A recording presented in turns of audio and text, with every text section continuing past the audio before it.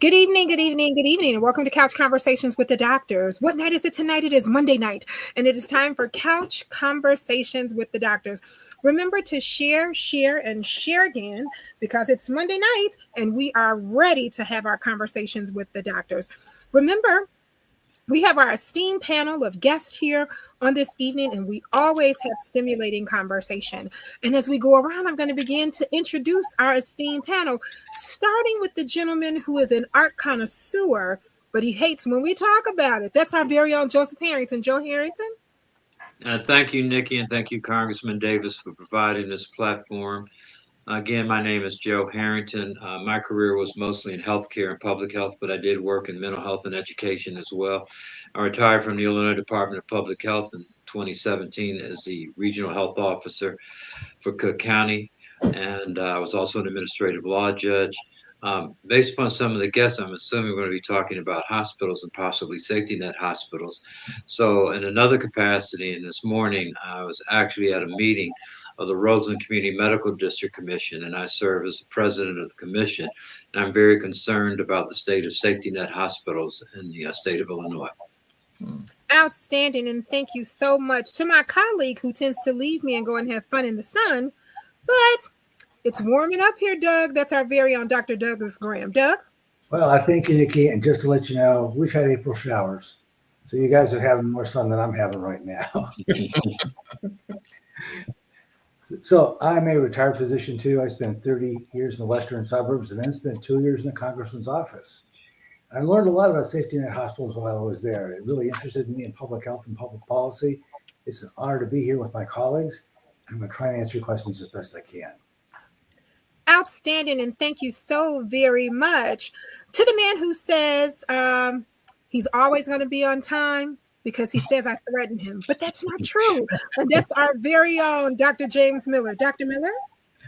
Well, good evening, everybody. I'm pleased to be on this in this meeting, and I appreciate the invitation and appreciate the fact that this forum is being provided that we may be able to discuss issues that are affecting our community, issues that we can kind of clarify some things and hopefully help the people of our community to have a better understanding of what it is that they need to do and what they can do, and also what they can't do in dealing with some of these health issues. As our theme is health is wealth, and without health, your wealth actually won't be enjoyed as much. So we're glad to be here. I'm a retired physician. I practice about 40 years on the west side and in western suburban area of Chicago. So I'm glad to be here, and hopefully we can provide something that is useful.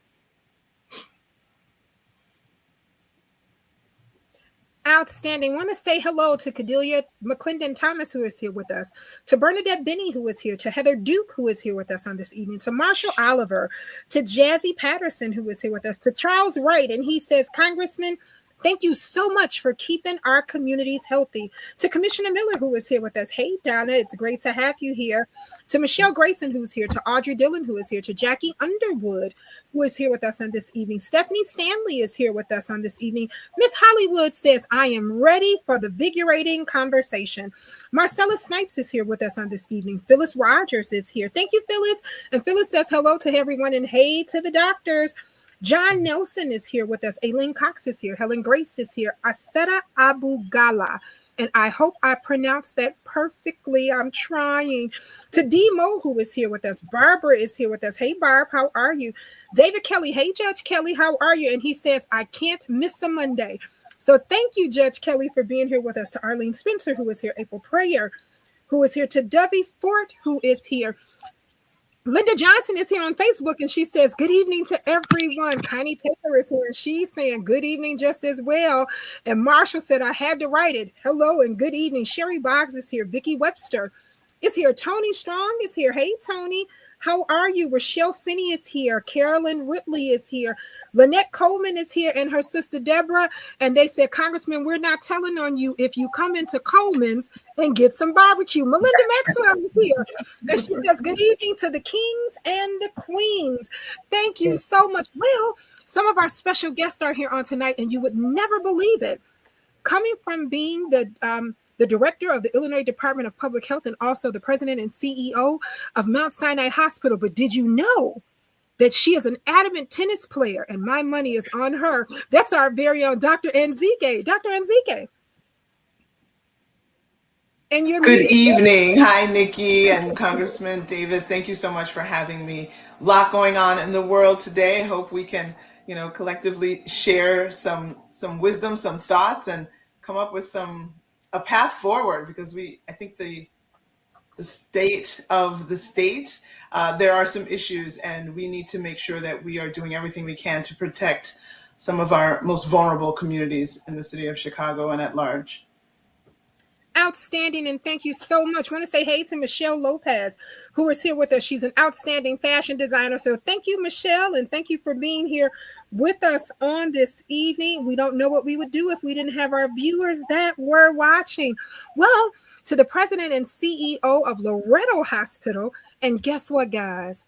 She is a fiction writer. I can't wait to read her next novel. And that's our very own Taysa Anuinski. Taysa. Good evening, everyone. Again, thank you, Congressman Davis and Nikki, for having me on today and the rest of the STEAM panel. I'm excited to participate in this first couch conversations. I think it'll be an interesting discussion. We got to figure out a way, and as Dr. Nzike said, a path forward to saving our safety nets. They are tremendously at risk right now, and we cannot afford to let one of those institutions suffer or close, and continue to widen the death gap in our communities. So we have to come up with, again, a path forward to address these issues. So thank you again. Outstanding, and thank you so much. I want to say hey to the mayor. That's Mayor Andre Harvey. Thank you so much for tuning in. I see you when you jump on and jump off sometimes, but thank you so much for tuning in. He is one of our Proviso Township mayors in our western suburbs. I want to say hey to Andre Shepard, who is here just as well. I want to say hello to Keisha Forrest and everyone over at DLV Printing, who is also watching. Hey guys, we know you're there working and you are watching. I want to say hi to our guests, our friends over at the Core Center. They are working, everybody, but they do get together, and the Core Center watches adamantly every Monday night, and they send their questions in. And I cannot forget, and I see your messages that you're sending to the group of men who are in the garage watching in the man cave. Hey, we know you guys are there. And in June, we're going to have a whole plethora of information on prostate cancer. So make sure you guys are getting yourselves taken care of. And don't forget colorectal cancer, but we're going to focus in and tune in on that too. And Mount Sinai has some great things going on about that. So I'm going to make an announcement about that towards the end. I want to say hey to Sean Kennedy, who is here with us. He says, good evening to everyone. To Engine Company 17 of the Chicago Fire Department. We know that you guys are watching there, and thank you guys so much. I want to say hey to Trish from Loretto Hospital. She is here. She says hello and good evening to everyone. Well, to the man who makes this possible for us each and every Monday night, to the one who teaches us that true wealth is our health, that's our very own Congressman of the Illinois 7th Congressional District, Congressman Danny K. Davis. Congressman? Well, let me thank all of us for joining in and being together. I want to especially welcome our special guests. I have a long history and association with both their institutions. For 20 years, I lived near Loretto Hospital. I lived at 5252 West Polk Street for exactly 20 years. And if I went across the expressway and down the street a little bit, I would be at Loretto. I actually cut my teeth on healthcare and public health with Mount Sinai Hospital.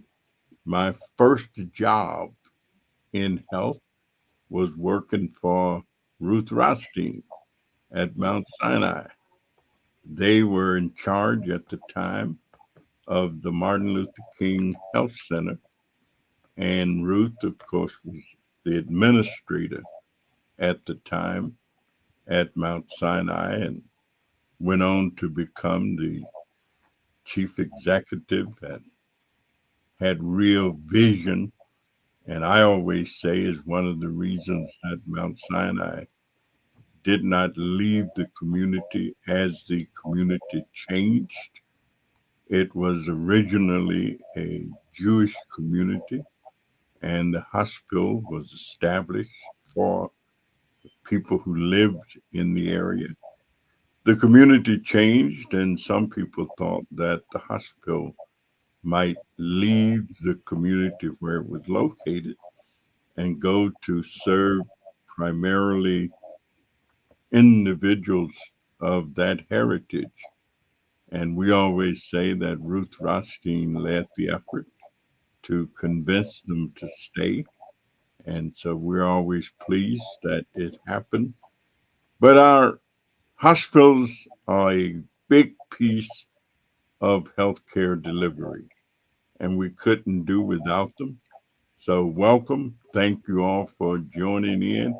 Let's get right into it so that people can really understand the value of what we call safety net institutions and who they primarily service and where we would be if we didn't have them. Well, right before the hospitals grab that question, because I know they are eager to answer that question that the congressman just shared, want to make sure I say hey to Alderman Pat Dow, who is here. Pat, I didn't forget you, but I had to introduce everybody else who was here. So want to say hey to Alderman Pat Dow, who is here with us just as well, to Commissioner Carrie Steele, the president of the Water Reclamation, who is here with us. Also want to say hey to State Representative Marcus C. Evans. Hey, Marcus, glad that you are here with us. So whichever one of you, whichever hospital would like to take that question, go right ahead.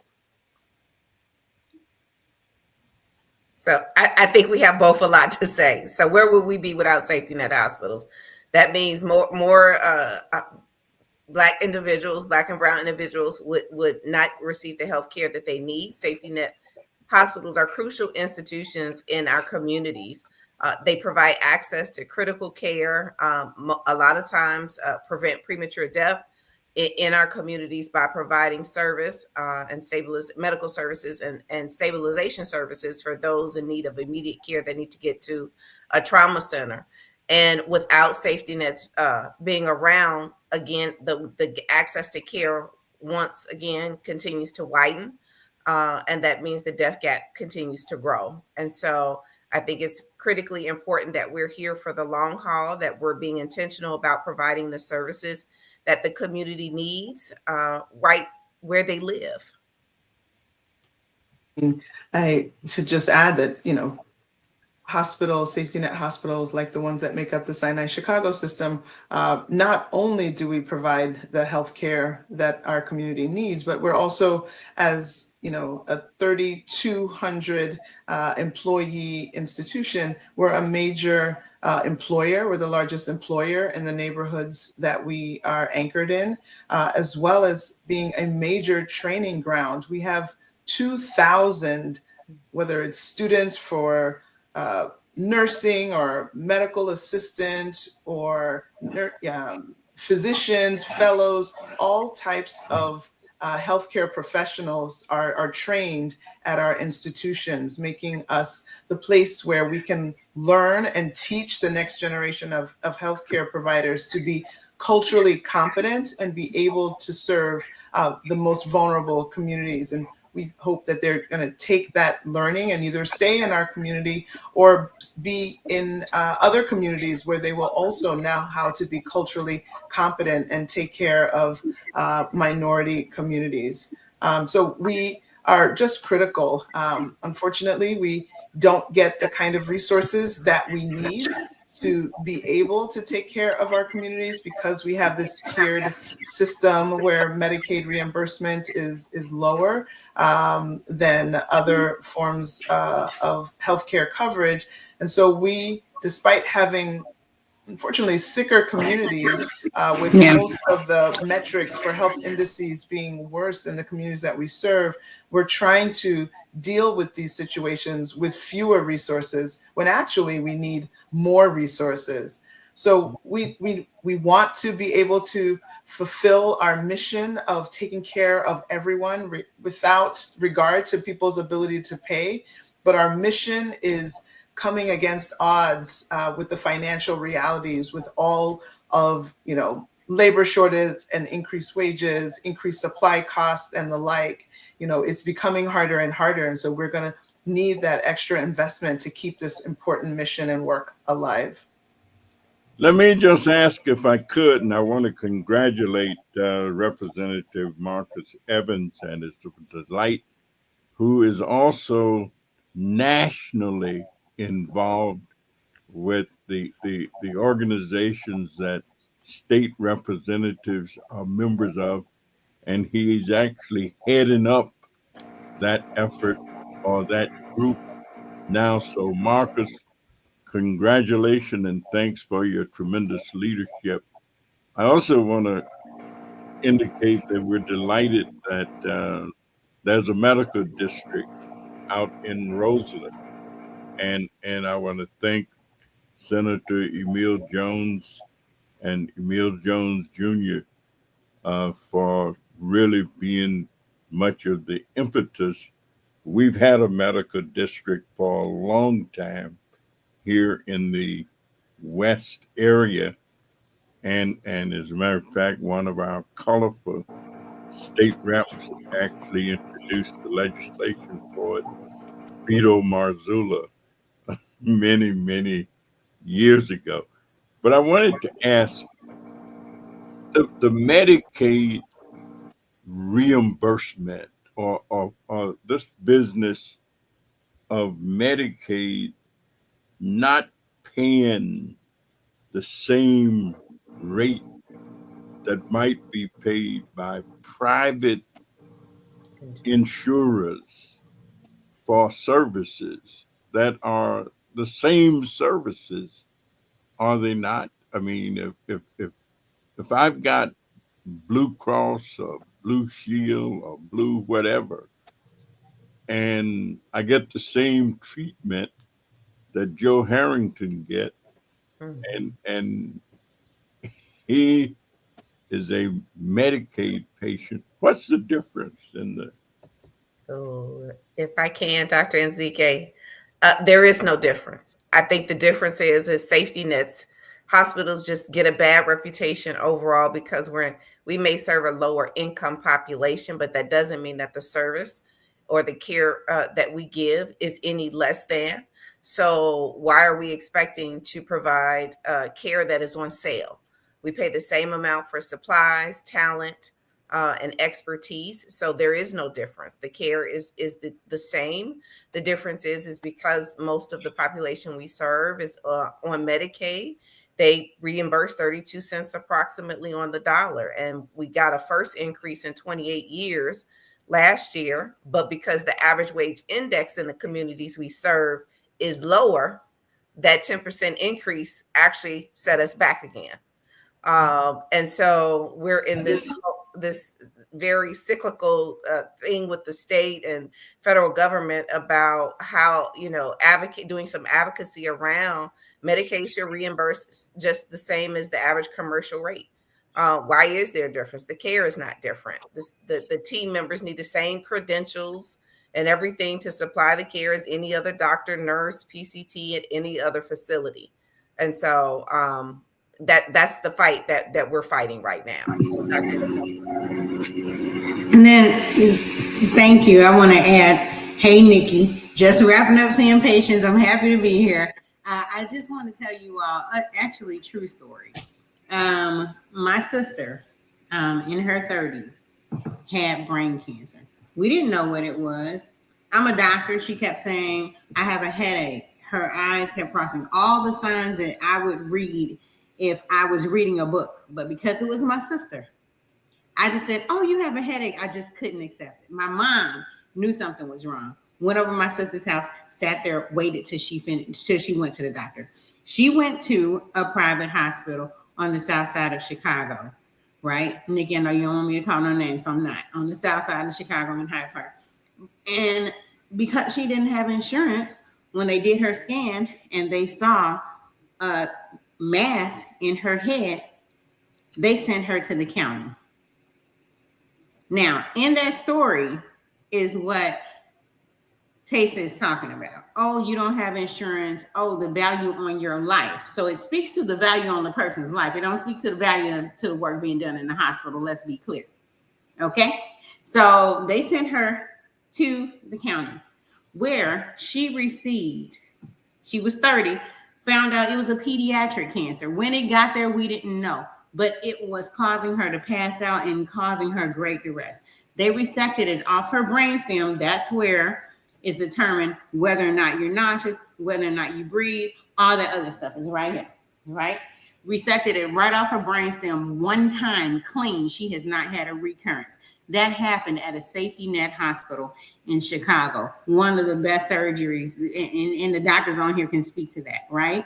So speaking to it's top tier care, right? So if you're out there and you think, hey, I'm not involved in hospitals, I'm not, that is just for when they talk about advocacy. If you think it's just the people on this screen's job to advocate, no.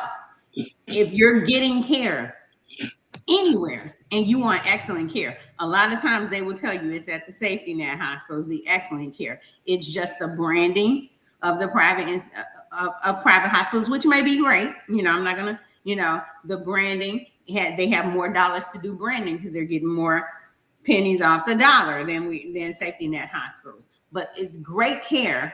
And if you're out there thinking it's just the people on your screen that are needing to advocate, no, it's you. Because what they're doing, they're not talking about the care of the hospital, the quality of the hospital. Just like we're seeing in this nation right now, the change in funding is wrongly speaking to the quality of the lives of the people that those hospitals serve. So it's everybody's job to advocate for this change. Yeah, I want to approach it. Go ahead, Joe.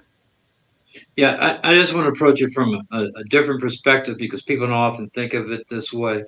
But one of the things people need to keep in mind is most of the employees of safety net hospitals, and many, if not all, I'll say most or many, they live in a neighborhood. These are people that everybody knows. I mean, that's one difference. That they employ a lot of people, and most of those people live around the hospital. Most of them come to the hospital on a daily basis.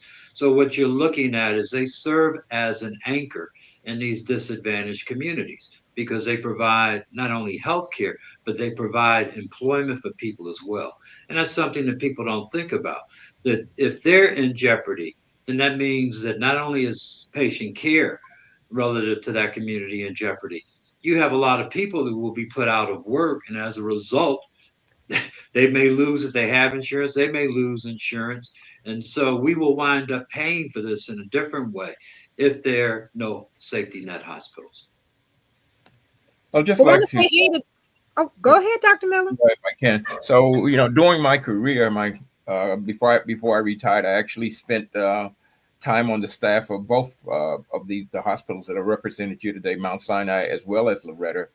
And so I can attest to the fact that the care is if I wouldn't say it's all exactly the same, because there are oftentimes additional responsibilities simply because sometimes the lack of money by the patients, many things that maybe patients who have more money can provide for themselves are not able. The hospital oftentimes have to make certain that those things are provided, and so that's a cost to the hospital oftentimes.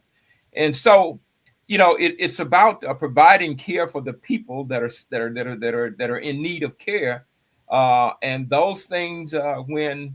It's just like you have a system that take care of those that are well-to-do. Generally, they are able to provide more, and if they have needs, sometimes most of the time they can address those needs.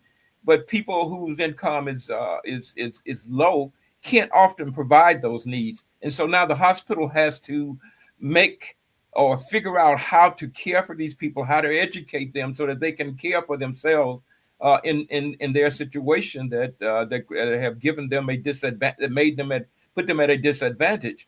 And so you have to take care of the disadvantage issues or the issues that come from them being disadvantaged and provide care for them that oftentimes is not as readily seen in hospitals that have those group of patients that have a better financial situation. So when you have to, when you know that your resources are going to be, despite how much care you provide, how well the care is, that you're going to come up on the short end, and it's difficult to come up on the short end financially, and then be able to meet the same things that is expected, as though you're at the same level of finance that any other hospital is. So those are some of the difficulties. And we saw, even during the pandemic, how many folks that lived in certain communities had more difficulty dealing with COVID because they were sicker to start with. The sickness has to do with the fact that they, had not been able to provide them with the things that are necessary. Oftentimes, they had difficulty, or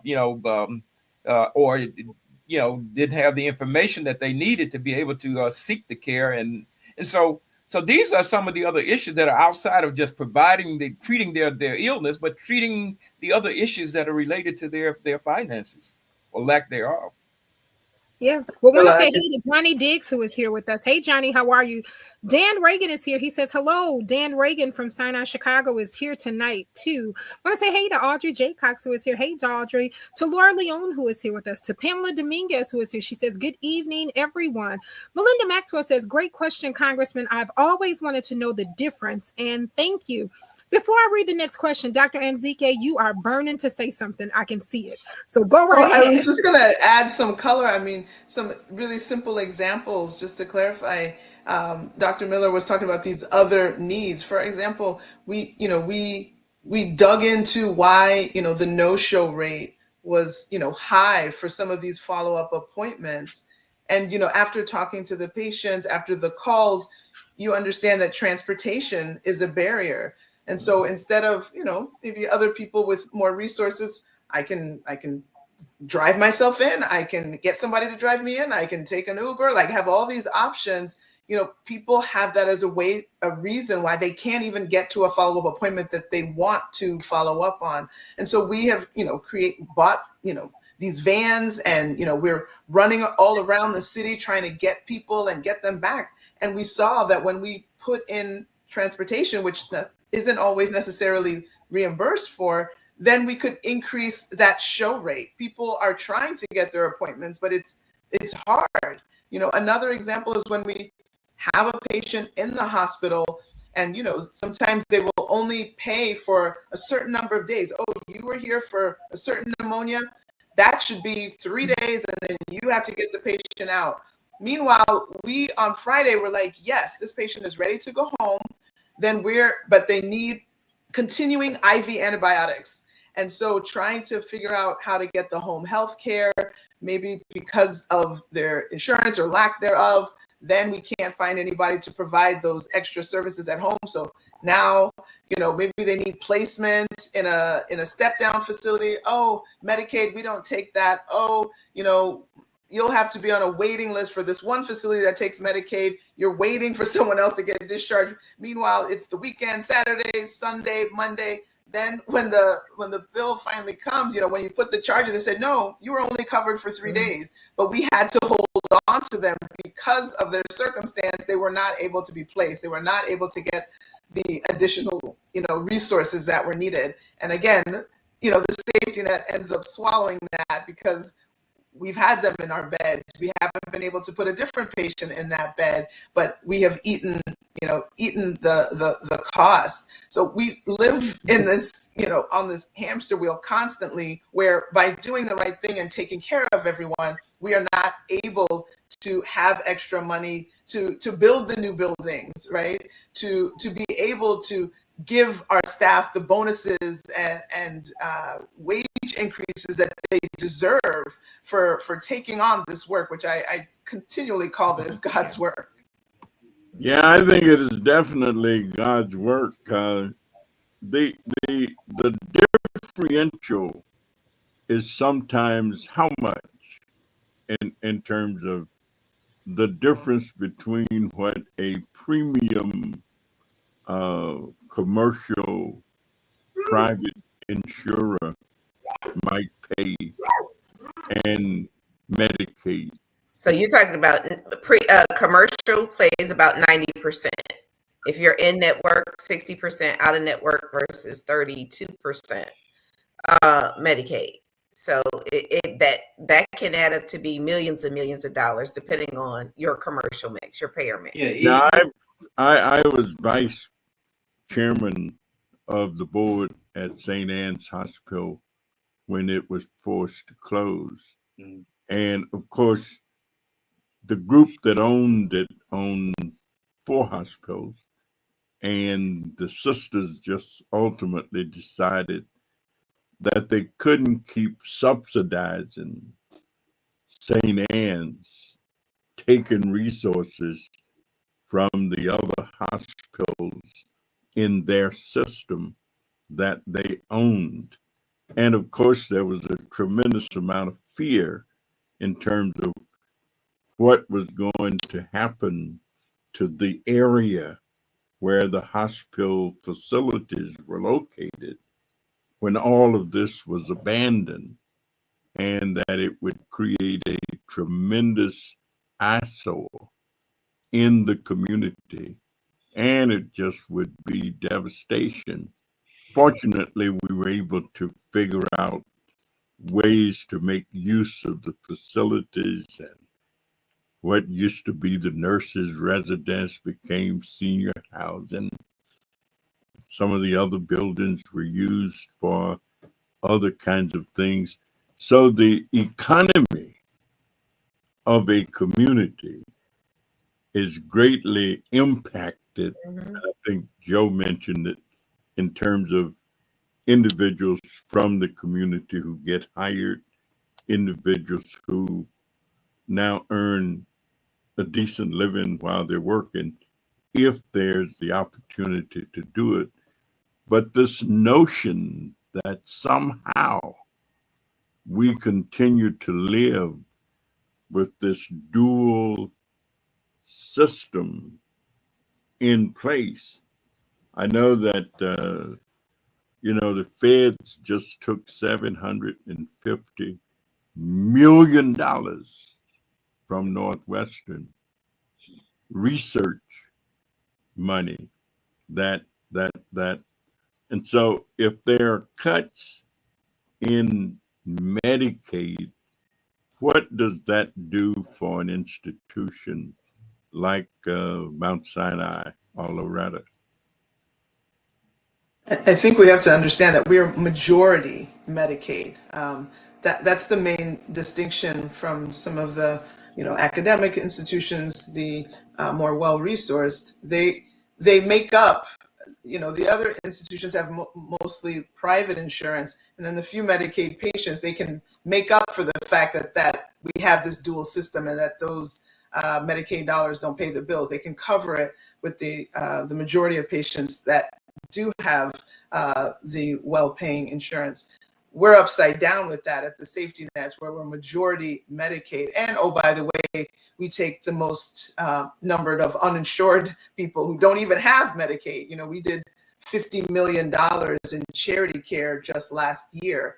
And so how are we filling these gaps? So as we have majority Medicaid with nothing to kind of offset that, we're struggling now, and significant cuts haven't even gone into place.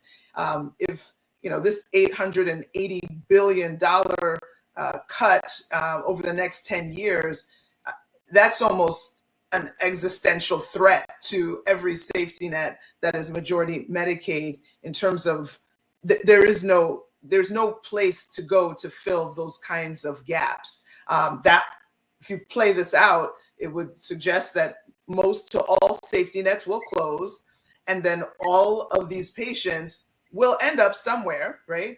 They'll probably, they will probably, because people, a lot of these places don't take Medicaid, they will come to the ER where no one will be turned away, And so you'll have people getting their care in the ER when the condition is very advanced and therefore more expensive to care for.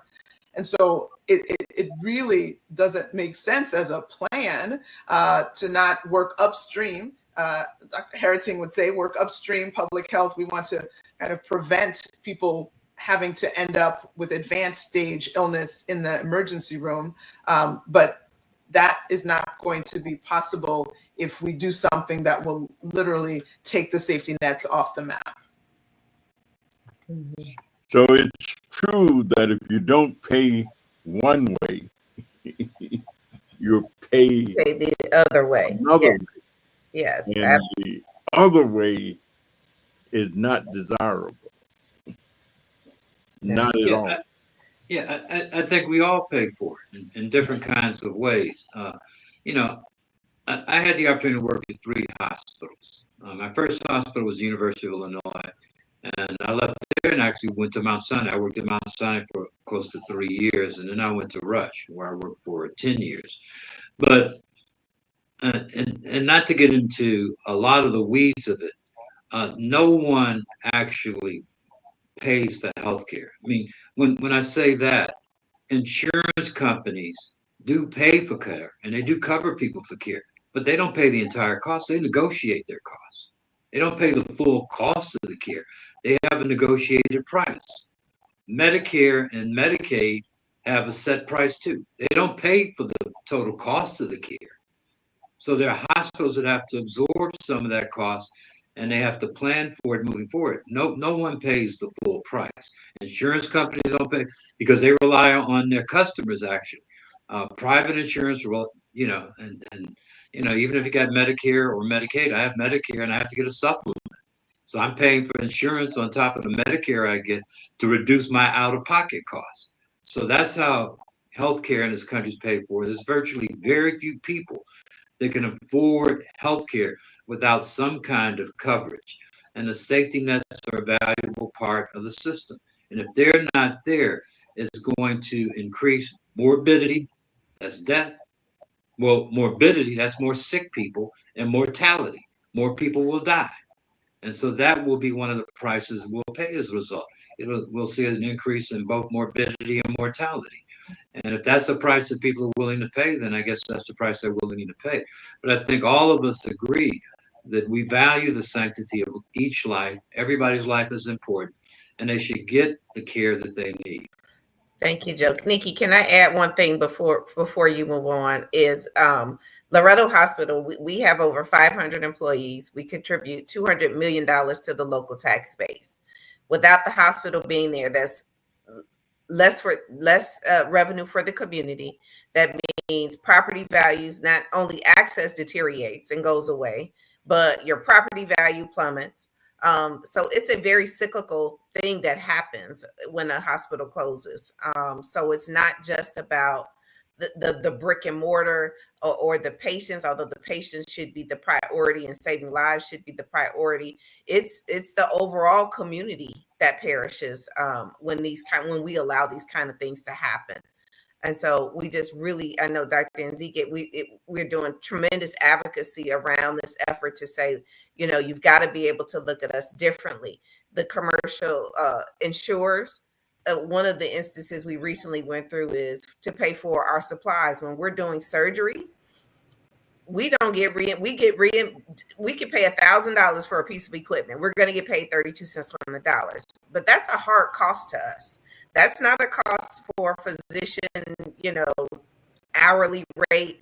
That is a hard cost to the hospital, but we only get 32 cents on the dollar. So I think there also needs to be advocacy around the MCOs in certain key areas for safety net hospitals. So if we're paying X for a hard good, then we need to get that same dollar back. Otherwise, we're just digging ourselves deeper and deeper into a hole. Yeah. Could somebody, and this is a question, how many safety net hospitals are there either in Cook County or Chicago so people know the magnitude of this problem?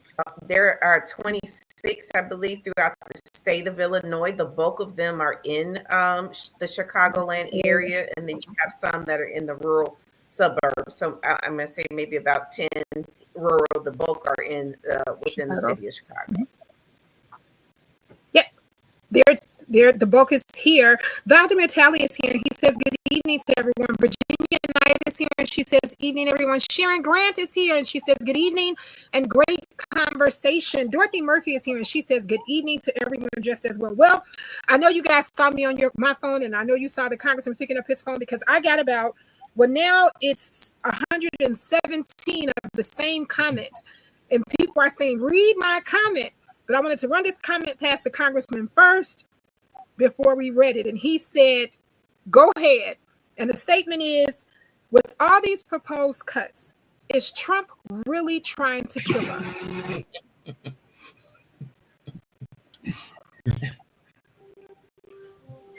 Then we also have Stephanie, who says, can you break it down to me like a fifth grader? She said, as a fifth grader, with these proposed cuts, how does it hit home in our communities? What would it really look like as a whole in our communities? Does this mean we can't go to the doctor or we can't get tests? I made an appointment to get an MRI 4 months ago, and I still haven't had the opportunity to get in. With these cuts, what would this really look like? So actually, that was one of the questions that we had. How would these cuts really affect our communities as a whole? And I see that the community is speaking. So who wants to grab that? So that's why I won't touch or anyone else. Everybody's itching to grab it. So what we're going to do is let me tell you this. There are unintended consequences of behavior. Even though people know, for example, let's say a person who continues to smoke, they know that they are increasing the risk of lung cancer, but they continue to smoke anyway. And they know they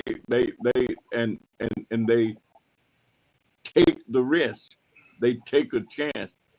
These people who run the government and all of these things, these people are public health, some of them experts. I mean, they are physicians just like you're physicians. They know the outcome of not having the opportunity to get access to health care. And if you don't get access, life expectancy becomes less. Now, you may not be able to say that they made a decision hoping that it was not going to affect people, but you got to know it's going to affect people. How could you not know? I mean, everybody else know. So if everybody else know, you went to the same medical school that Dr. Miller went to. You went to the same medical school that Dr. Mason went to. They taught you the same thing. So how could they not know? We have a whole bunch of physicians who are members of Congress. We got a whole bunch that serve on the Ways and Means Committee, where I serve. We got a bunch of them on Energy and Commerce. We got some who are pharmacists. And so there's a lot of expertise there. And they know, I mean, they know. It's the same as the guy who had the parrot. And, you know, the parrot didn't like his girlfriend. The guy was jealous. And so he'd say to the girlfriend every time she'd come over, "You sure is ugly." And finally she said to the boyfriend, I love you and all, but this parrot is just getting on my nerves, and I'm going to have to cut you loose. And he told the parrot, he said, "Look, now I'm going to have to, if you just continue to treat my girlfriend like you're doing." So he said, "Now I'm finna go out of town. And when I get back, if she tell me So as soon as he walked out the door, the parrot looked at her and she said, "Go ahead, say it, because I dare you to say it." Parrot said, "You know, you know." I don't have to say it. Yeah, you know. So they know. They know. Mhm. They sure do. And they're doing it anyway, just like they know that they intend to pay for the cuts by reducing the taxes for the wealthy 1% in the country to make up for what they want to have enough money to do. And anybody who say that there have not been any changes just in healthcare relative to movement, I remember when I knew half the black people in America who were hospital administrators. Here we got two top CEOs right here now. I remember when I knew half the black who were hospital administrators personally, by name, and so forth.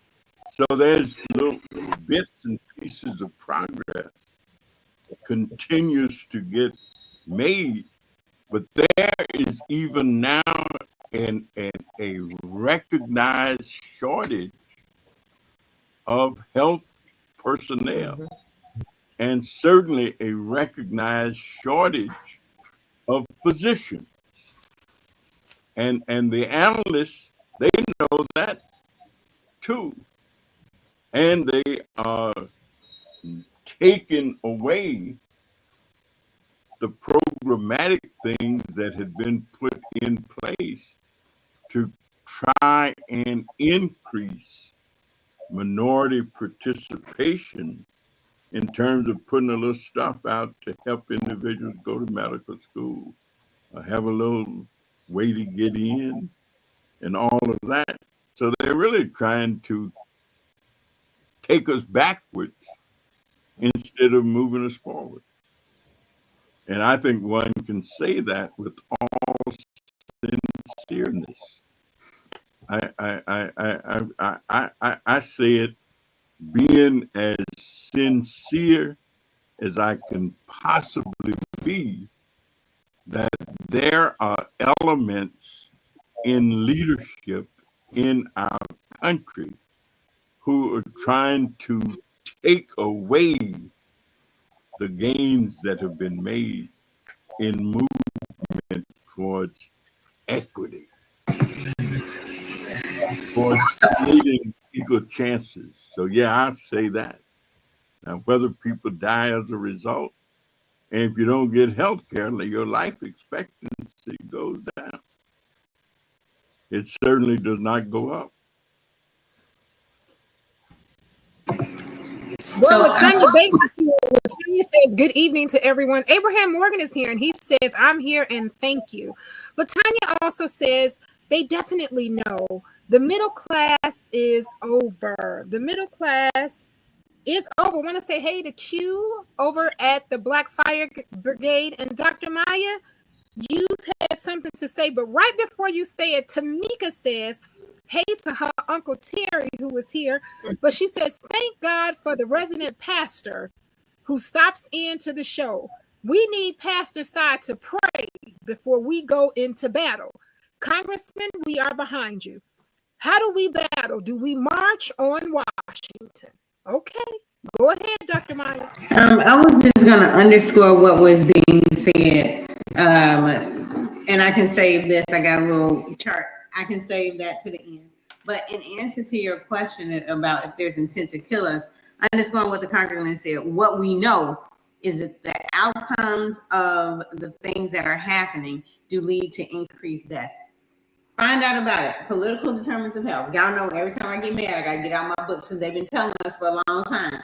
Political determinants of health, how they build luxurious spaces in some spaces and then cut Medicare and do other stuff. for safety net hospitals. You can read about it, but the outcome definitely determines and shows that it's set up, and the outcome for a lot of underserved and overlooked communities is mortality, like Mr. Harrington was saying. Under the skin.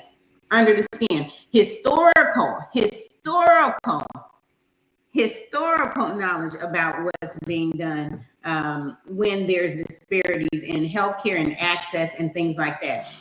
When policies start combining things and mixing up things and cutting here and saying they're growing there, what communities bear the brunt of it? Medical apartheid. These are all books. Legacy. What Dr. Ezike, what Taysa is facing, trying to get to deliver care, because they out here looking, I see them all the time. I'm like, hey, they always like, hey, and when you see them, they're gonna be like, hey, but they'll never tell you, obviously, because it's their job. They'll never tell you what they actually go through, just because their hearts are tied to the mission, because no one that has the qualification to be a CEO, a doctor, things like that, stays in the safety net place without their heart being tied to purpose, because they love what they do and it's an honor to serve our community. Legacy. They won't tell you, but you can read it in Legacy. And before y'all think all these new people wrote it, here's an older book. Very old. History of Negro in America, the medical edition. It's a whole volume. It's volumes and volumes of what's happening. So at the end of the day, what do we come to? Is someone trying to harm us? We know the outcomes of these things are that we know the outcomes of these policy changes and things like that, if we don't watch it, is harm to our community. The question is, too, what do we do to hold up our people in the community that are speaking up? What do we do to speak up for ourselves? It's not just their job, like I said earlier, to speak up. Advocate, write letters from where you are, because the attack is on the value of your life, our community's life, right? Is not just a battle for the administrators and the legislators to fight. Yes, you still have to back them and support them, because again, they'll never tell you the stories they go through just to support you. But stand up for them like they stand up for you, but also stand up for yourself. Write that letter, call that person, say this cannot happen. I'll leave it there. Y'all know me, I can get into it all day. I'll be talking all day. Well, Tanya said sharing, and she puts up her fist pumps and said, absolutely, absolutely. Well, I have an anonymous quote that says, I am a physician. I am a physician, and I have worked at several hospitals throughout the state of Illinois. The last hospital I worked at was Mount Sinai before I left Chicago. I'm a mother of 4, and I've had 4 children. One of my children, I had her downtown at a prestigious hospital that shall stay nameless. Everyone talks about the care there, but until they found out that I was a physician, did they treat me with respect. Prior to, they thought I was just another having a baby. When I was at Sinai, before they even knew that I was a physician, I was treated with kindness, as if I mattered, and they were concerned about me. They were even concerned about my mental health status after the baby, making sure that I didn't fall into any forms of postpartum. That's the importance of safety net hospitals. I am really saddened. Mount Sinai probably delivers most of the babies. I know I did when I was there. And I am sick to my stomach to know that this is what's happening now. Thank you so very much for sharing that. Sean Kennedy says, hashtag real talk. And then we have 26 people who are saying Hosea 4:6, Hosea 4:6. So I know Pastor Sy will probably expound on that, but if my brain serves me right, Hosea 4:6, am I right, Deacon Pastor James Miller? Hosea 4:6 talks about our people dying for lack of knowledge. So they got some signs to say Hosea 4:6. And of course, they're saying we are on the battlefield for the Lord.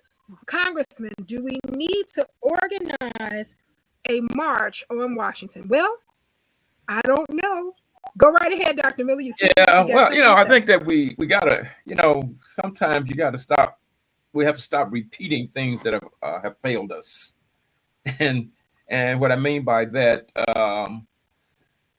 these processes and our needs, we know them. We can expound on them, but we have to come up with solutions that that can stand and work those solutions and continue to adjust as we go along.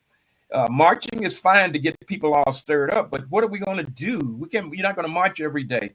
We got to have some solution. We got to have something that is continuous to bring improvement to our community.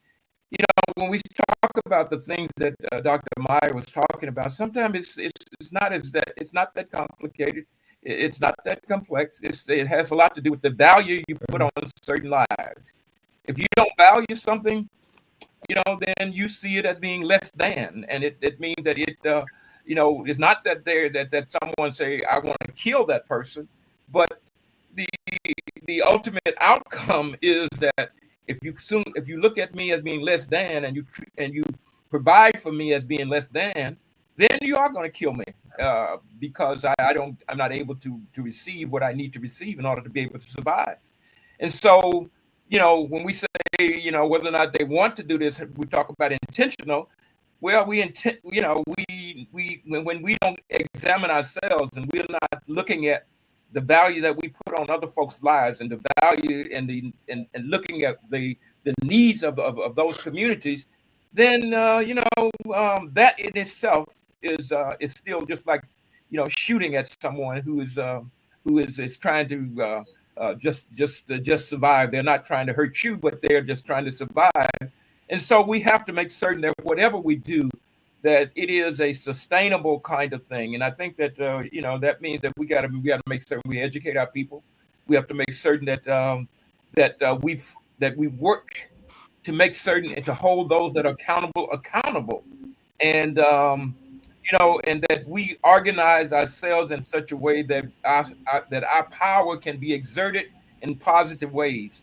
We sometimes we sort of stay dispersed when we need to be together. Together we can stand. Divided we cannot. We cannot accomplish our missions. So I think we have to look at it in terms of what we are doing also, because those that are not concerned about us, they're going to do what they do, and we have to be concerned, and we have to make certain that we know how to deal with issues and how to really hold those accountable. Outstanding. Well, I know you guys hate when I say this because I'm hating to say it tonight, and I see all of your questions coming in, but it's our time. It is our time, and I know you guys hate it. Please, we will send your questions. We will make sure that we can try to grab your questions. I see tons of people chiming in saying we need a part two. We need a part two. We can definitely see what works with everyone's schedule and try to get you a part two. We understand the importance of this. I also see the comments saying, thank you for waking us up. Thank you for waking us up. We didn't know that this would touch us at home in this way.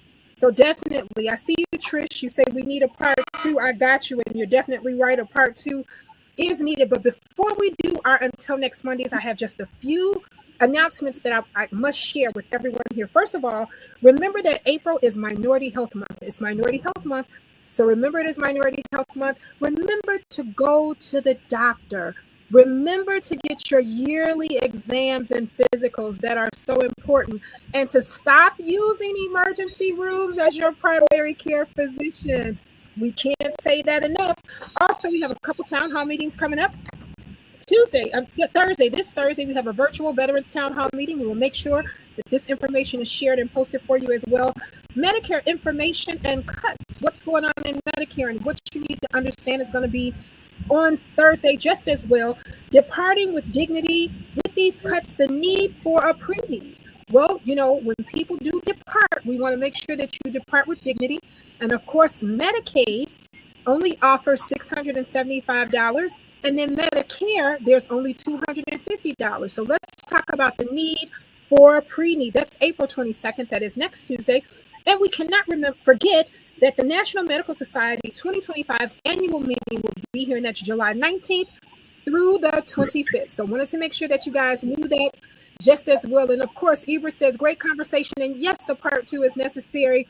Absolutely. We're gonna get you guys a part 2 together. So we're gonna go around and we're gonna start our until next Monday. Well done. The ball is in your court. Well, yeah, until next Monday. This one is really, really challenging. But what I'm going to say is there are ways to support your local safety net hospital. There are businesses in the area that provide services for the employees. There are people who supply supplies to the hospital and have supply chain issues. All these people can be involved in fundraising activities. Local restaurants, services, businesses can all be used as a source of either emotional, financial support, because from my perspective, these are critical as part of the network of provision of services to all people. And there will come a time when somebody is ill and has the quickest and the shortest place distance they can go to the safety net hospital, and they'll be grateful for their distance and the services that they receive. So we should remind them it will happen to you, and you want to have that facility available to you. Outstanding. Well, Dr. Miller, you know, Doug says support your local safety net hospital. What's your until next Monday? Yeah, well, I sort of want to go on that same course. You know, when I first started practicing medicine, and some of the hospitals didn't take patients with Medicaid, but there were hospitals that they were used to taking these patients, and they continued to do so. And then they had a little thing that happened with initially the HMOs when they started to involving Medicaid. And initially, I think they may have been paying a little bit better than regular Medicaid, and they didn't have some of the other issues. And so some of the hospitals who used to didn't take Medicaid started opening up. Oh, yeah, we take everybody now. And some of our patients rushed to places where they couldn't go before. I know we always like to go to places that don't want us to come, but I think that it's important, to continue to support those that take care of you when you really needed them, and don't forget them just because now you can go someplace else, because what goes around comes around. And the way that things are going now, we're going around again, and look like we may slip back with a lot of, in terms of not having some of the things that we sort of gotten accustomed to. We're going to have less of that, and so if you didn't take care of the people or support the places that took care of you when you had insurance, that their situation might not be as well, and they won't be able to provide as much for you as they could. So make certain that you continue to support those places, those hospitals that care about you, not only because they care about you, but that caring also means it affects the kind of services and the kind of care that they will deliver to you. And that is so important, so please don't forget that. Outstanding. Well, Dr. Moreland kind of chimed in, and she didn't want me to forget to remind everyone that COVID is still real. To make sure that you get your boosters, and to make sure that if you're having sniffles and sneezes, do not forget to test yourself before you wreck everyone around you. I love that, Dr. Moreland. I love it. Well, Maya, Doug says support your local safety net hospital. Dr. Miller says support those who take care of you. And then he said round and around. Now, Doc, by the time we get to Dr. Mason, he's going to have us a song, because that's what Dr. Mason is known for. But Maya, what's your until next Monday? Well, until next Monday, I don't know if you can see it. I made a little chart, and basically up at the top is wraparound care, and then we have here safety net medical care, which is excellent care. You got to read the stats. Don't just listen to the branding from other places. Some places tell you they have the best cardiac outcomes, but they don't take care of really sick cardiac patients. Weird.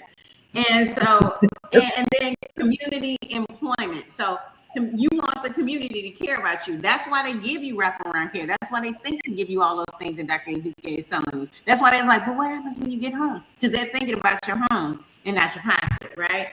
And then the safety net medical care. It's a cycle. Keep the cycle in the community. Recognize the global impact that it will have, not only on your physical, but your mental, your financial, your community health. This is where we need to put the value. If you want to know if they value you, just realize we just watched somebody just tear up a whole street. They said Black Lives Matter. They was like, tear it on up, trying to make all of it a sign that you are disposable. But we know you're not. We want you to use your power to bring safety to the safety nets. Outstanding. Well, Dr. Mason, we got support your local safety net hospitals, support those and take care of the ones who take care of you. Then we got wraparound care. Don't believe the hype. That's why they call her Dr. 100, because she says keep the cycle in the community. Well, Dr. Mason, what you got? We've got, it seems like we're picking up on the theme from last week. And the one thing that we've got to think about is how do we do what we need to do for ourselves? There are things that obviously we can do, and maybe there's some things that we cannot. But let us not focus on the stuff we cannot do. Let us come together on the things that we can. And the things that we can do is it relates to health. There are some things that we can do in terms, and I would be remiss if I didn't talk about this, but the things that we eat a lot have an impact on the things that make us sick or sicker. So we can talk about that at another time. But the other part of it is we also need to understand that at one time, very quickly, we used to have nearly 23 Black automobile dealerships. We used to have a number of Black banks in the Black community. We used to have a number of things, and that helped us have a very thriving community. And so we're going to need to get back to some of those things that don't look like they're directly health related. But there was a time when on 200 East 75th Street, it was loaded with physicians. Mm-hmm. People down at 30 at Prairie Shores, people and all doctors in all kinds of places. And we've got to, yes, we want to get our people in, but we want to get them out to be able to do the work that they've been trained to do in the way that they've been trained to do it. So we got a lot to say, and I'm going to stop right there. But I'm not going to stop until we really get moving, because Olamenji is having a conference on the 19th, and it's going to be talking about the emergency preparedness, because we are now getting to become near a state of emergency, and we have got to be able to deal with that. More on that later. All right, Dr. Mason. Well, Pastor Si, you got some big shoes to fill. Doug says support. He said support your local hospitals. Dr. Miller said support those who take care of us. Of course, Dr. 100 says wraparound care. Don't believe the hype. Keep the cycle in the community. Then Dr. Mason says do what we can do for ourselves, and that we must focus on what we can do. That I can do, I will do. That's what he was saying. Well, Pastor, how you gonna bless us? Well, hello, everybody. Hello, Congressman. First of all, let me just remind us all that in the week in which we're in is called Holy Week. Mm-hmm. This is Holy Week that is for the Christian faith, is the high holy time of the Christian faith, whereby we celebrate Good Friday and, of course, Resurrection Sunday. And, of course, we know that Resurrection Sunday is a resurrection, amen, that brings new life and hope. But I want to leave with everyone that in the midst of all that I have heard tonight, we need to pray for the soul of America. This week, until next time, pray for the soul of America. There is a piece that I'm writing and expounding upon that in this day, even as I heard you all tonight, there's a rise of a spirit of dehumanization. Mm-hmm. In a very general sense. When Congressman talk about taking away gains and progress and things of that nature, and we see wars and rumors of wars and what's happening on our political front and why certain things are happening, there's a great spirit of dehumanization that is on the rise again, and it's occurring on various levels. And so our country's in a battle. We're in the middle of a great battle, and the best way, and of course, in my best pastoral hat, the best way for us to battle is on our knees. Turn from our wicked ways. And I want to leave you all this week, even what the scripture says, We wrestle not against flesh and blood, but against principalities, against powers, against spiritual rulers of the darkness of this world, and against spiritual wickedness that exists in high places. So as much as this manifests in the physical, I just want to petition us all to pray for the soul of America, that there's a spiritual change that happened in our land, but it first must happen in our lives. So till next time, pray for the soul of America. Amen. All right, all right. Well, Joe, supporting the local safety net hospitals, taking care of each other, the wraparound service, keeping the cycle in the community. Focus on what you can do, praying for the soul of America. Joe? Well, yeah, I'm going to chime in. I'm going to start because I thought about this, and Pastor Phil might want to chime in. I'm going to cite Hebrews 13:5. Never will I leave you, never will I forsake you. So we do have a champion on our side. But what I really want to say, and this is really to call for some type of collective action, and I've heard about this, and we talked about this idea: the lack of knowledge leads to a loss of understanding, causes problems. But I've heard it said that there are three types of people in this world: those that watch what happened, those who wonder what happened, and those that make things happen. I'm admonishing everybody to be somebody that makes things happen. Amen. We complain about a lot of stuff, but we need to be the ones that make things happen. All right, now making things happen. What Melinda says, our knees will get us through. And Pastor Emmett said, he brews. He's brewing. I got it. Well, Taysa, there's so much. The cycle is in our community. Keep the cycle there. Do what we can do for ourselves. Our community, support your safety net hospitals. Pray for the soul of America. Your until next Monday. What do you want the viewers to know about your thoughts of tonight until next Monday? So I'm going to leave you with a couple things. The antidotes for communities in crisis is access and investment. We don't always have to first look for that investment, although we do need the support and resources from others. We can invest in our own communities. So it goes back to the support your local safety net. You do not have to wait 1, 2, 3, 4, 5, 6 months for a basic diagnostic procedure. You can come and get your mammogram at Loretto Hospital tomorrow if you need to. We have capacity. We have the same 3D tomosynthesis technology as some of the other larger private institutions. Your care will be the same. So start with investing in our own selves, in our own communities over this. So that's my until next Monday. start with us. It's fine. It's fine. You got it. Until next Monday. Well, Dr. NZK, I know you heard Doug say support your local safety net hospitals. Then we got taking care of our own. Then we got keeping the cycle in the community. Focus on what you can do best. Praying for the soul of America. He's brewing. He brews. Access and investments. What is your until next Monday? Until next Monday, I would like to just add to what my esteemed colleagues have said that, I think we said at the top of the hour that health is wealth.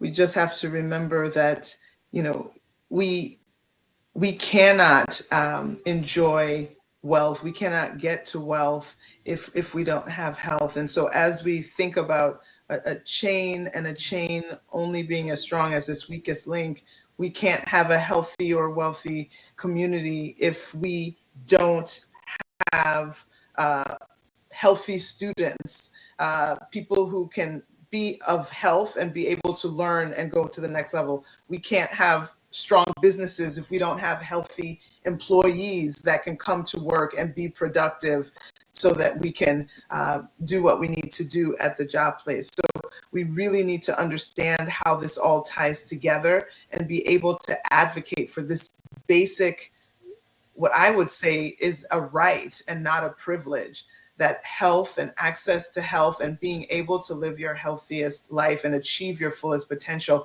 should be a right for all and not a privilege for some. Outstanding, simply outstanding. Well, Congressman, take us home. Well, let me just agree with everybody. I think that all of the things that we have heard are meaningful. And the big chore and the big task is a concept called all or none. And I believe that if we somehow or another, we just had an election in many of the suburban communities. And in some of those, I understand that the turnouts were like 20%, meaning that 80% of the people did not participate. Uh, I know we had 2 or 3 elected officials on. I want to congratulate Mayor Harvey Andre for being reelected. But I'm saying it seems that with all the things that we know, learn, understand, that we still have serious difficulty reaching the masses to generate the mass participation, the mass understanding, the mass engagement, the mass involvement. And some other places, when I watch some of these town halls that are taking place in some communities where 20,000 people show up to have the same discussions that we're having. 20,000 people. I think there was one the other day, 30,000 people. And somehow, if we keep hope alive, if we can help people believe that tomorrow can be different and better than yesterday, and if we keep becoming and keep pushing all of the theories about healthcare, we've heard many. I can remember when Medicaid and Medicare got passed, mid 1960s. Matter of fact, there was a full page ad in the Tribune that said it was the worst thing that could ever happen to healthcare, that it would be the ruination of healthcare. You can go get it, see it. I remember when one of the gurus of healthcare in the community, who was the president of one of the hospitals, had a plan that said we really didn't have to have the public institutions, that the private institutions could take care. And the hospitals didn't want Medicare and Medicaid, some of them.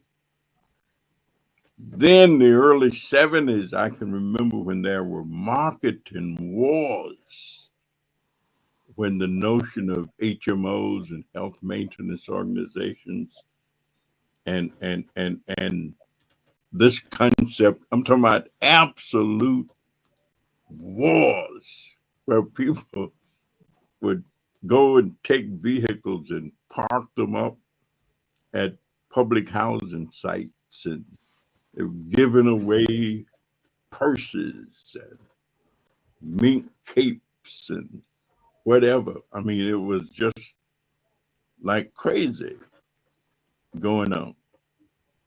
And many of those theories are still in play. And yet we've made some progress. But until we get to the point where there is a real concept of what I call Medicaid, Medicare for all, where we have a system that allows everybody to be in, nobody out, and where individuals who want something extra, they have the option of getting it. So let me just thank us for a wonderful, a great, a profound intellectual exercise. And all of the things that have been recommended and suggested can be done all at the same time. Different people do different things. Yes, we need a march on Washington. We had a march the other day, which was good. We enjoyed it, had a lot of fun. Yes, we need to organize collectives. Yes, we need to put our money into community-owned enterprises and ventures. Yes, we need to do a better job of educating our young people. Yes, we need to recruit youngsters to have an interest in STEM, interest in preparing themselves for medical school and for health management, health administration. So we really just have to do it all. And then, as Reverend Fields said, we need to pray. I can remember my father, who was a farmer, and we'd be talking to him because we'd have to work the fields. And we kind of try to butter him up a little bit. We said, well, Daddy, it looks like things going to be all right if we just pray. And he said, yeah. He said, I want you boys to pray as much as you can, but keep on chopping. just keep on doing it. So, Reverend Fields, we going to pray and keep on digging, keep on marching, keep on pressing, keep on fighting. Thank you all. It's been a wonderful Monday evening. And the next week, bless you. And I'll see you then. Good night, everyone. Thank you, Congress. Thank you, everyone. Have a good night. Good night. Good night. Okay. Good night.